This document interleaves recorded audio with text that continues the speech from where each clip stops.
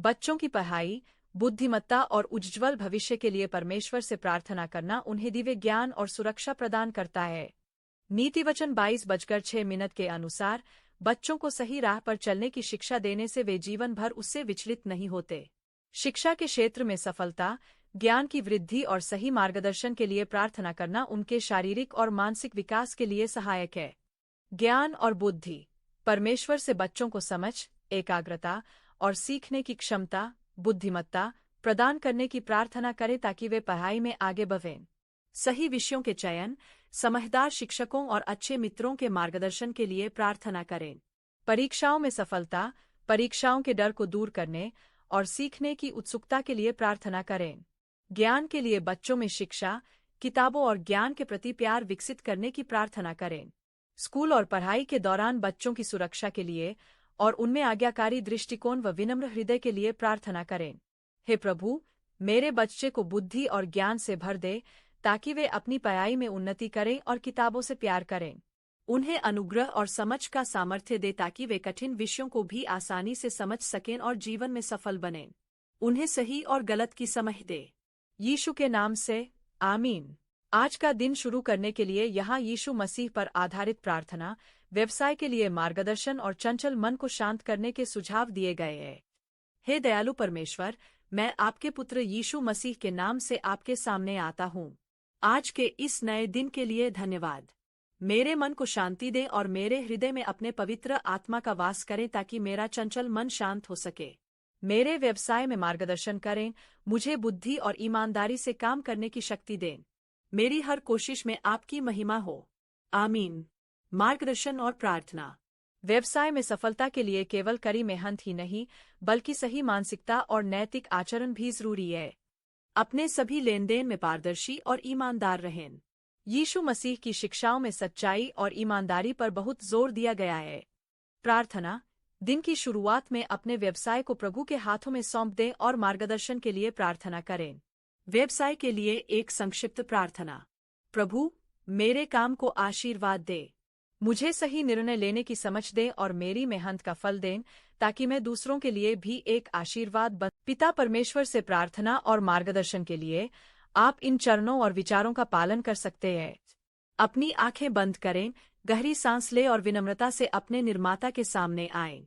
स्वीकार करें कि आपको उनकी मदद और मार्गदर्शन की आवश्यकता है। अपनी प्रार्थना की शुरुआत परमेश्वर की स्तुति और उन्हें धन्यवाद देने से करें। उन सभी आशीषों को स्वीकार करें जो उन्होंने आपको दी है। जीवन, स्वास्थ्य, परिवार, मित्र और आपकी जरूरतें पूरी करने के लिए। ईमानदारी से अपने पापों और गलतियों को स्वीकार करें। क्षमा मांगें और अपने जीवन में सुधार करने की इच्छा व्यक्त करें। विशेष रूप से मार्गदर्शन के लिए पूछें। प्रार्थना करें कि वह आपकी आंखें खोले ताकि आप उनकी इच्छा को स्पष्ट रूप से देख सकें। पूछें कि वह आपको सही निर्णय लेने के लिए ज्ञान और विवेक प्रदान करें। प्रार्थना करें कि पवित्र आत्मा आपकी अगुवाई करें और आपके कदमों को सही रास्ते पर ले चलें। उनकी आवाज सुनने और उस पर चलने की इच्छा व्यक्त करें। विश्वास रखें कि परमेश्वर आपकी प्रार्थना सुन रहे हैं और वह अपने समय और तरीके से उत्तर देंगे।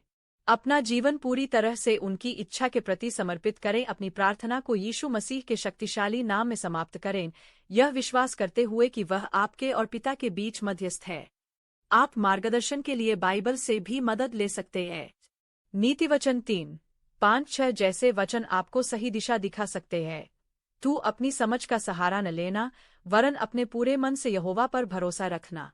तब वह तेरे मार्गों को सीधा करेगा।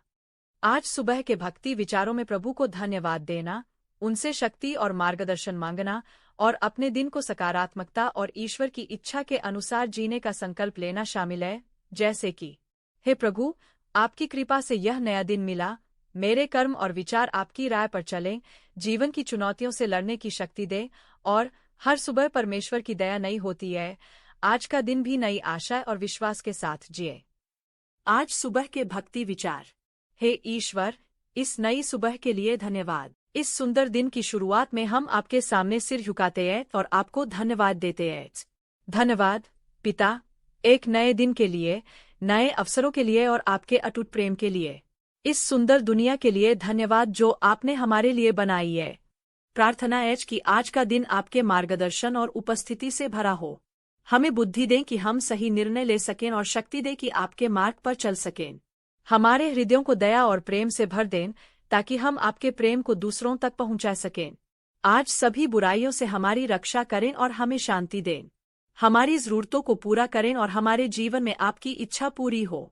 यीशु मसीह के पवित्र नाम में हम यह प्रार्थना करते हैं, आमीन। आज पिता परमेश्वर से प्रार्थना है कि यह खूबसूरत दिन आशीषों, शांति और सामर्थ्य से भरा हो, हमें सही राह दिखाए, दूसरों की मदद करने की शक्ति दे और हर पल में उनकी अच्छाई देखने व धन्यवाद करने का हृदय दे, ताकि हम उनकी इच्छा पूरी कर सकें और हर चुनौती में विजयी हों। यीशु के नाम में, आमीन। हे पिता परमेश्वर, इस नए दिन और सुंदर सुबह के लिए धन्यवाद। हर सांस, हर पल आपकी ओर से एक उपहार है, इसके लिए हम आपके आभारी हैं। आज के दिन की हर परिस्थिति में हमारी मदद करें, हमें बुद्धि और साहस दें ताकि हम आपकी इच्छा के अनुसार चलें और हर बाधा को पार कर सकें। हमें ऐसे बनाएं कि हम दूसरों के लिए आशीष का कारण बनें, उनकी मदद करें और अपने से पहले दूसरों का ध्यान रखें। हमारा दिन आशीषों, चमत्कारों और प्रार्थनाओं के उत्तरों से भरा हो। हमारे मन वचन कर्म आपकी महिमा करें और हम आपकी उपस्थिति में शांति पाएं। इस खूबसूरत दिन की शुरुआत परमेश्वर के साथ करें, उनसे मार्गदर्शन, शक्ति और शांति मांगें ताकि आपका दिन आशीषों से भरा हो और आप दूसरों के लिए आशीर्वाद बन सकें। प्रार्थना के कुछ प्रमुख पहलू और संस्कार निम्नलिखित है। यह प्रार्थना का सबसे सामान्य रूप है। इसमें ईश्वर की महानता, अच्छाई और महिमा को स्वीकार किया जाता है और उसके प्रति आभार व्यक्त किया जाता है। व्यक्तिगत और सामूहिक प्रार्थनाएं अक्सर स्तुति से शुरू होती है।